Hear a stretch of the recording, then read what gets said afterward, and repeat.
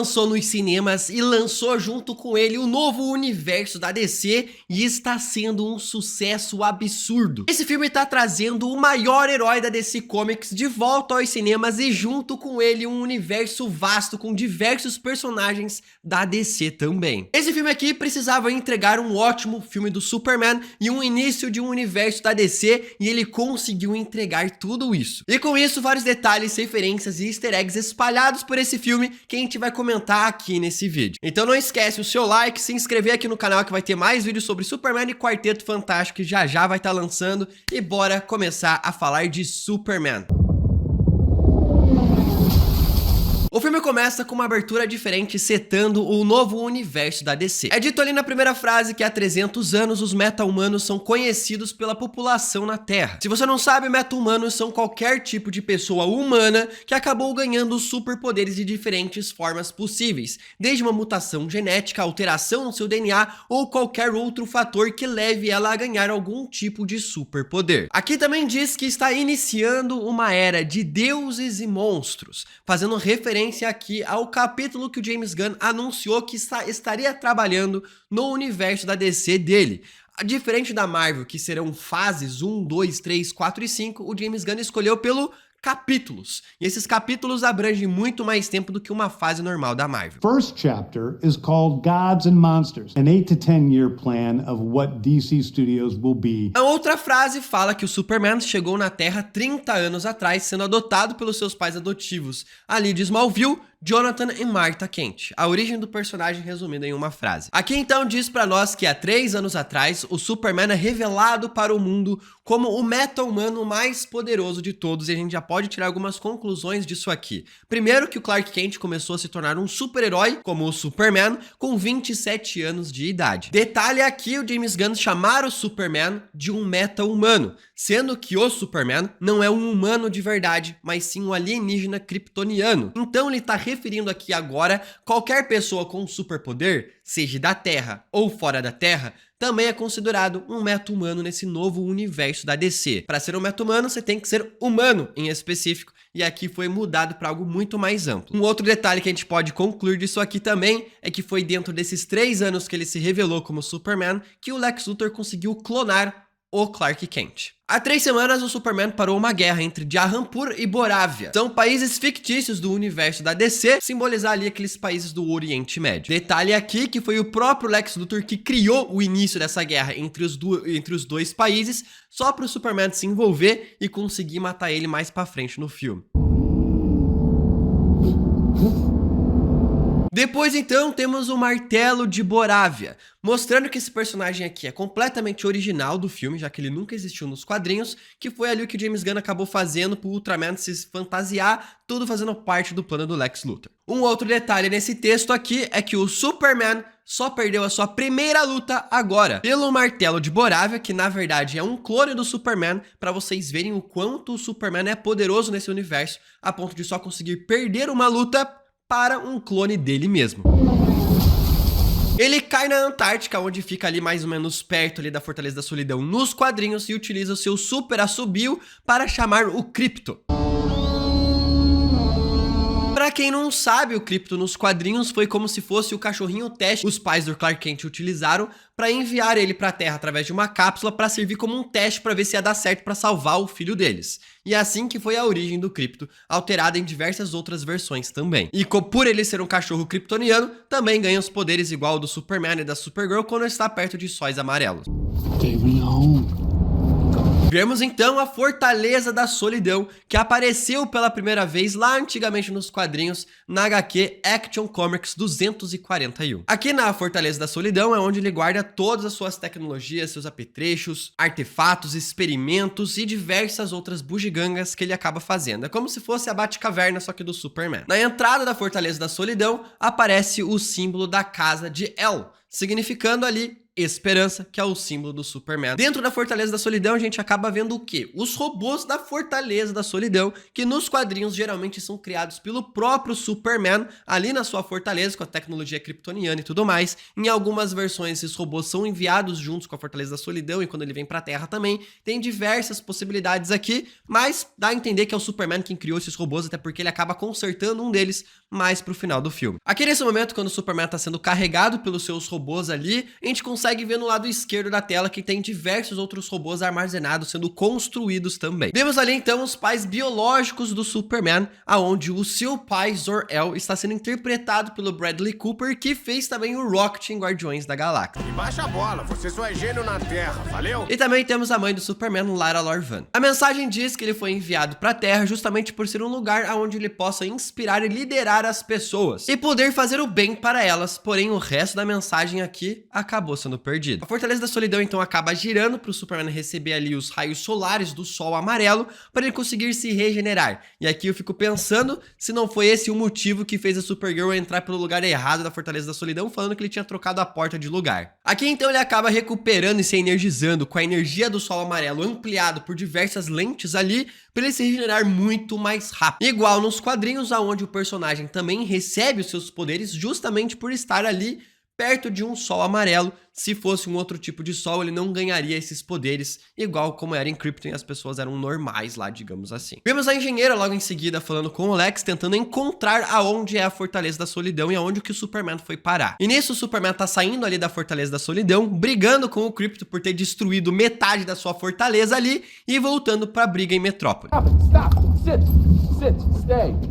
Temos aqui então o clone do Superman atacando como martelo de Borávia, uma loja de marketing ali de produtos dos biscoitos Choco, os biscoitos favoritos do Caçador de Marte, que é um outro herói da DC Comics que não apareceu no filme. Aqui então vemos que no meio dessa luta o Lex Luthor criou 2.500 movimentos para o seu clone fazer para lutar contra o Superman, para prever todos os seus movimentos. Eu fico imaginando que ele teve todos esses movimentos calculados, armazenados e orquestrados ali com base nas lutas anteriores que o Superman teve durante aqueles 3 anos anteriores que acabou se passando antes desse filme. Quando a gente acaba vendo ali a tela do computador fazendo o movimento 18A, a gente também consegue ver ali no canto esquerdo outros movimentos que também estão ali registrados, porém não foram utilizados no filme. E durante a luta ali no começo, não sei se você percebeu quando assistiu pela primeira vez, mas eu não, que tinha diversos drones do Lex Luthor onde ele conseguia ficar acompanhando a luta mais de perto, que é o que vai fazer ele ser derrotado mais pro final do filme. O Superman perde a luta, o Lex Luthor vence, o martelo de Borávia vai até a torre do Lex Luthor, passando por 2 portais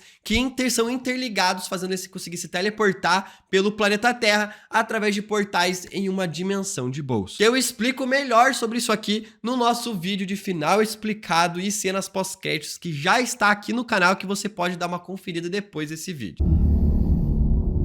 O Clark vai até o Clarim Diário, onde ele trabalha como repórter, e ali logo na entrada a gente vê um segurança com um jornal, sendo postado ali uma matéria pelo próprio Clark Kent. O que a gente pode concluir disso aqui? Se esse jornal foi impresso, quer dizer que teve pelo menos um salto temporal de pelo menos um dia para essa postagem ter sido publicada e divulgada e ser vendida nas bancas. Ou seja, a luta contra o martelo de Borávia foi no dia anterior. E um detalhe importantíssimo com essa informação aqui é que no filme não fala em que ano que está se passando esse filme. Não tem um ano fixo lá. Então, eu logo posso pressupor que é o ano de 2025. Porém, em que mês e que dia o jornal diz? Dia 19 de maio. Martha e Jonathan Kent, os pais adotivos do Clark Kent aqui na Terra, lá em Smallville, acabam ligando para ele parabenizando pela sua publicação no jornal. Ali também vemos o Jimmy Olsen, um grande amigo do Superman nos quadrinhos por muito tempo, parabenizando o seu amigo. Além da Cat Grant, uma jornalista de fofoca que já apareceu na série da CW de Supergirl,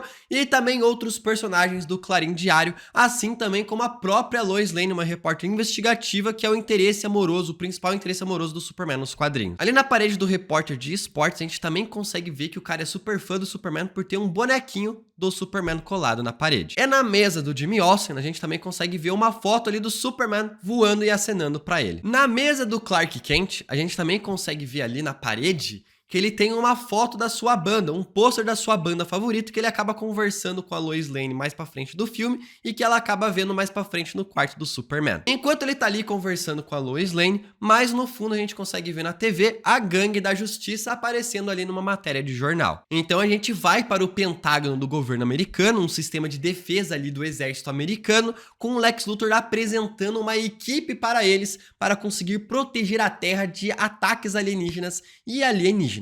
Ele então ali fala que essa equipe que ele quer chamar seria Planet Watch. Esse nome aqui de equipe não existe nos quadrinhos, então James Gunn foi lá e criou do nada. Mas pode ser uma referência para Stormwatch dos quadrinhos, onde a própria engenheira já faz parte dessa equipe lá nos quadrinhos. Ali ele fala então do Ultraman, o homem mais poderoso do mundo, já que é um clone do Superman, querendo ou não. E ele levanta um caminhão escrito Dupri. Poderia ser referência a alguma coisa, dei uma pesquisada, não tem referência a nada nos quadrinhos da DC. Depois temos a engenheira e ele descreve os poderes dela, onde ela pode transformar qualquer parte do seu corpo por causa da sua nanotecnologia que tem em todo o seu corpo e também no seu sangue. Ele também apresenta um exército de exoesqueleto que ele também tem como seu exército pessoal. Nessa reunião está presente também o General Flag. Sim, Rick Flag pai, Sênior, o pai do Rick Flag que acabou morrendo para o Pacificador lá em O Esquadrão Suicida. Porém, estamos aqui muito provavelmente em um outro universo, então o Rick Flag Sênior, o Júnior, talvez esteja vivo ou não, mas esse cara aqui esteve presente também em uma animação que saiu no começo desse ano chamado Comando das Criaturas. Temos ali também a diretora do Pentágono chamada Crowley,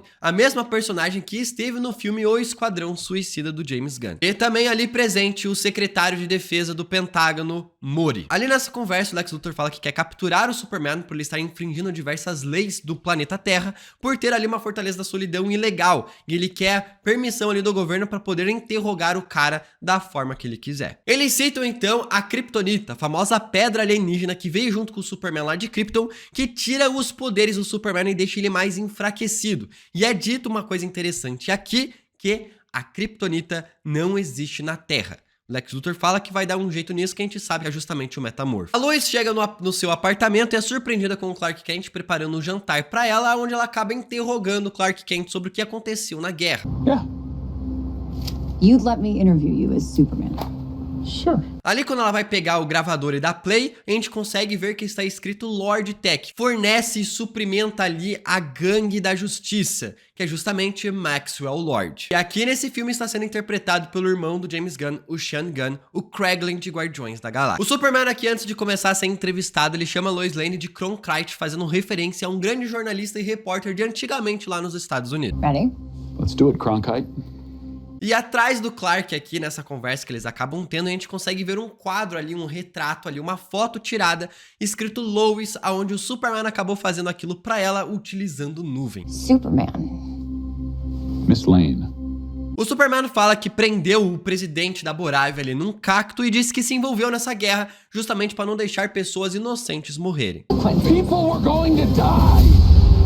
O Lex Luthor então vai até a Fortaleza da Solidão, que só é revelada pra ele porque ele está utilizando um clone do Superman com ele, deixando assim bem claro que a Fortaleza da Solidão só é revelada para quem tem genes kryptonianos, DNA kryptoniano, principalmente ali um DNA parecido com o do Superman, já que ela também se revela ali para Kara Zor-El, que é a prima dele. O Krypton então é capturado pelo Lex Luthor e ele fala que quer olhar ali a Fortaleza da Solidão para tentar encontrar algo que incrimine o Superman. A engenheira entra na tecnologia kryptoniana da Fortaleza da Solidão, enquanto o Lex Luthor tá lá com seus funcionários em Metrópolis soltando um mini monstrinho que vai se tornar um super monstrão no dia anterior. No caminhão aqui que eles estão soltando esse monstrinho, e tá escrito Vincenzus. Só que tá escrito Vicenzos. Aí ficaria uma referência, sabe pra quem? Ao Vincenzo Falcone de Gotham City, um dos vilões do Batman. Mas não é a mesma grafia, a mesma letra, tudo certinho.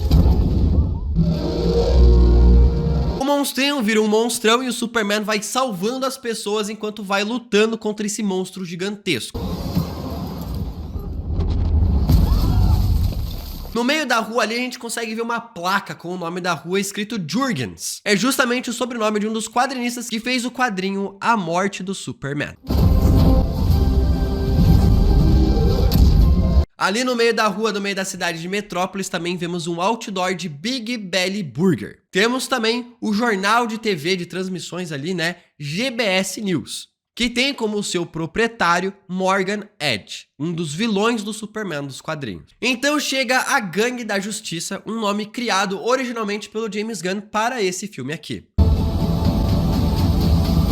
Vemos um Lanterna Verde, Guy Gardner, sendo representado pela primeira vez aqui em live action no universo da DC, onde ele tem uma origem bem dramática, bem trágica e bem abusiva por causa do seu pai alcoólatra, e também acabou sofrendo batida na cabeça, traumatismo e tudo mais, acabou perdendo a memória e por isso acabou se tornando um Lanterna Verde com um temperamento muito singular, podemos dizer assim. So you know about the hypnoglasses. Now she does. Temos também ali a Mulher Gavião, que tem como origem lá o Antigo Egito, onde ela acaba sendo renascida em diversos outros corpos ao longo dos anos, ao longo das gerações. E ela também veio com origem ali do metal enésimo. Esse metal enésimo é justamente um metal alienígena que dá a habilidade de voar para a pessoa, além de super força e super regeneração e supervisão a longo alcance. As asas não fazem ela justamente voar, apenas direção, orientação, equilíbrio e sustentação no ar. O que faz voar é justamente esse metal enésimo. Aqui também temos o Mr. Terrific, um dos homens mais inteligentes dos universos da DC Comics, ficando ali geralmente sendo estipulado em terceiro lugar, apenas atrás do Lex Luthor e também do Bruce Wayne. Sem falar que também é um dos caras mais ricos do universo da DC. A Lois então vê um jornalista lá no meio da rua falando sobre o monstro lutando contra o Superman e a Gangue da Justiça. Esse jornalista não é nada mais e nada menos do que o próprio filho do Christopher Reeve, Will Reeve, fazendo ali uma participação especial no filme do Superman. Aqui nesse momento, o Mr. Terrific usa suas esferas T para tentar descobrir e analisar o que é esse monstro e acaba surgindo algumas informações interessantes. Primeiro, tá escrito ali, Kaiju, que é basicamente um sinônimo de monstro gigante sem identidade descoberta. A outra parte ali que eu achei legal é saber o DNA desconhecido, não dá nem pra saber da onde aquele monstro veio. I will destroy him. A gente consegue descobrir que a altura daquele monstro é de 97 metros de altura e o peso dele é de 4.700 quilos. Ali também na cidade temos um outdoor da propaganda da empresa Zest Cola, que é uma marca de refrigerante favorita do Asa Noturna. Então o Superman acaba utilizando a sua visão ali infravermelha, sua visão de poder ver por trás das paredes, digamos assim, e vê que o Mr. Terrific acabou terminando de matar ali o Kaiju, utilizando explosões dentro do próprio corpo do bicho. O Guy Gardner então acaba falando para a população que eles são a Gangue da Justiça, a Mulher Gavião fala que esse não é um nome, é provisório, não sei nada do que, justamente para fazer aquela brincadeira ali, né, Justiça, Liga da Justiça, Sociedade da Justiça, justamente para começar aquela brincadeirinha que o James Gunn gosta de fazer. Enquanto isso, o Lex Luthor revela para o mundo e também para o próprio Superman a outra parte da mensagem que seus pais biológicos lá de Krypton enviaram para ele. E ali então, o mundo e o Superman acabam descobrindo que a mensagem original, de acordo com todo mundo que acabou analisando ali, que falou que era verdadeira, é dito que ele veio para a Terra para liderar a população, para matar qualquer um que se opor a ele na sua liderança e ter o máximo de mulheres possíveis para poder reproduzir o gene kryptoniano e expandir a sua população. E enviaram ele para a Terra justamente porque os humanos são uma raça inferior, mais fraca e fácil de manipular. E termina dizendo para governar sem misericórdia. A população fica surpresa, se revolta com o Superman, que também tá surpreso. Ele vai ter uma conversa ali com a Gangue da Justiça e o Mr. Terrific fala que ele conhece a galera que analisou justamente e traduziu a língua kryptoniana e falou que era real mesmo. O Lex então consegue o apoio do governo para conseguir capturar e interrogar o Superman, e o Superman vai até a Fortaleza da Solidão para descobrir que ela foi invadida pelo Lex Luthor e o Krypto acabou sumindo. Where's the dog? I have no clue. E enquanto isso, descobrimos que o presidente da Borávia trabalha junto ali com o Lex Luthor também. O Superman vai até o Lex Luthor para saber onde que ele botou o Krypto e depois ele volta para o seu apartamento, onde vemos um jornal ali falando justamente sobre o que aconteceu, como convidado ali o próprio Pacificador. Proficient in hand-to-hand combat. How many more of these do we have today? Is that popcorn still here? Um detalhe dessa participação especial do Pacificador é que não dá para saber se esse é o Pacificador da primeira temporada daquele universo do DCU, porque apareceu a Liga da Justiça no final da primeira temporada de um outro universo com outro Superman, e aqui não dá pra saber se é o Pacificador desse universo de fato, sendo uma variante daquela daquela que a gente viu na primeira temporada de Pacificador. De qualquer forma, a segunda temporada vai explicar melhor isso pra gente. And also, you said that I suck. O Clark chega no seu apartamento, a Lois estava lá esperando para conversar com ele, e ele disse que só estava cuidando do Krypto temporariamente para alguém, no caso a sua prima que aparece no final do filme. E então ele fala que ele não vai ajudar a Gangue da Justiça a lidar com um monstro de uma dimensão alternativa lá que não dá para saber que monstro é aquele. E ele falou que é legal porque mostra como o Superman às vezes não se envolve em algumas batalhas porque sabe que as pessoas dão conta. O Superman então diz que ama a Lois Lane e que vai se entregar porque assim ele pode tentar descobrir e ir parar no mesmo lugar aonde o Krypto está. O Superman não é humano, logo ele não tem direitos humanos. Logo, eles podem interrogá-lo e torturá-lo da forma que quiserem para conseguir tirar as suas informações.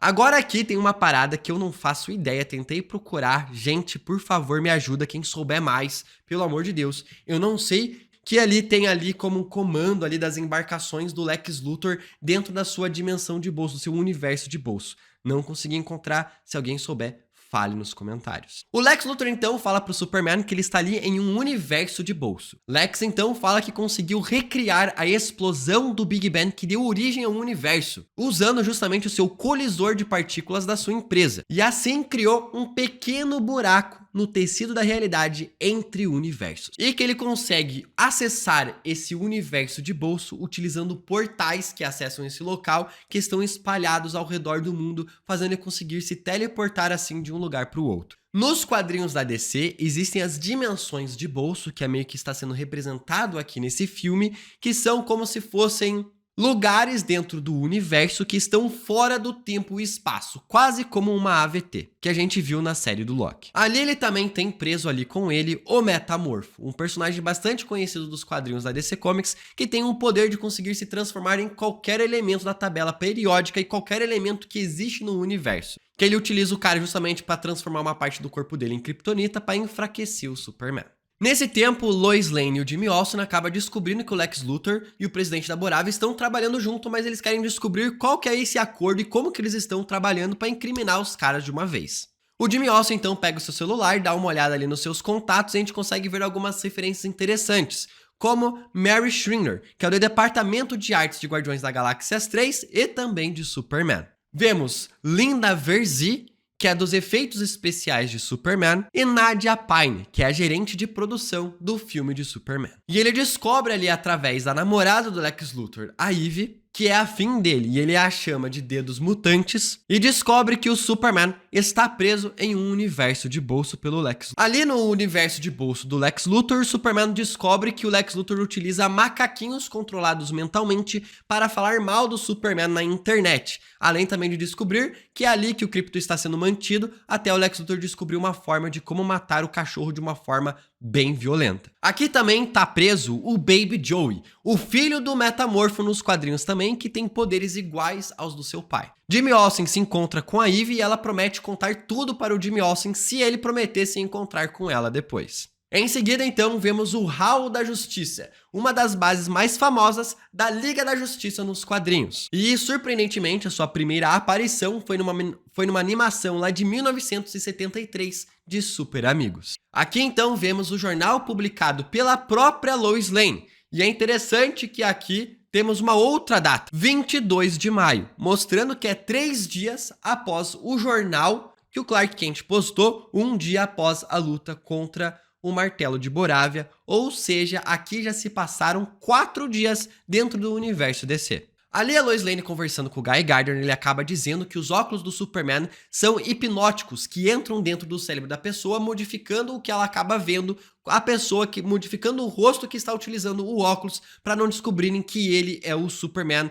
e é o Clark Kent ao mesmo tempo. They make his face look different in your brain when he wears them so that you know who he is. Aqui na parede do Hall da Justiça, quando ela tá tentando convencer eles a ajudarem ela a salvarem o Superman, a gente consegue ver alguns heróis ali naquelas paredes lá em cima. Os que eu acabei conseguindo descobrir foi o Jay Garrick, o primeiro Flash, o Cavaleiro Silencioso, o Pirata Negro, o Pantera, o Vibro, o Cavaleiro Atômico, talvez o Senhor Destino ali no canto e um cara com uma arma e um traje branco. Não sei quem é essa pessoa, se você souber, fale nos comentários. Então o Mr. Terrific fala que ele colocou rastreadores em todas as pessoas importantes que ele acaba conhecendo para saber onde que elas estão, para saber se elas estão seguras. E ele então decide ajudar a Lois Lane a encontrar e salvar o Superman. A flying saucer, but you couldn't get a faster garage door. Enquanto isso, o Lex interroga o Superman, meio que ameaçando ali numa roleta russa o Mali, aquele cara que ajudou o Superman no começo do filme a se levantar dos escombros, e mata o cara de uma forma bem brutal e violenta. Isso faz com que o Metamorfo mude de opinião, querendo que o Superman salve o seu filho também e salve ele, conseguindo tirar ele dali,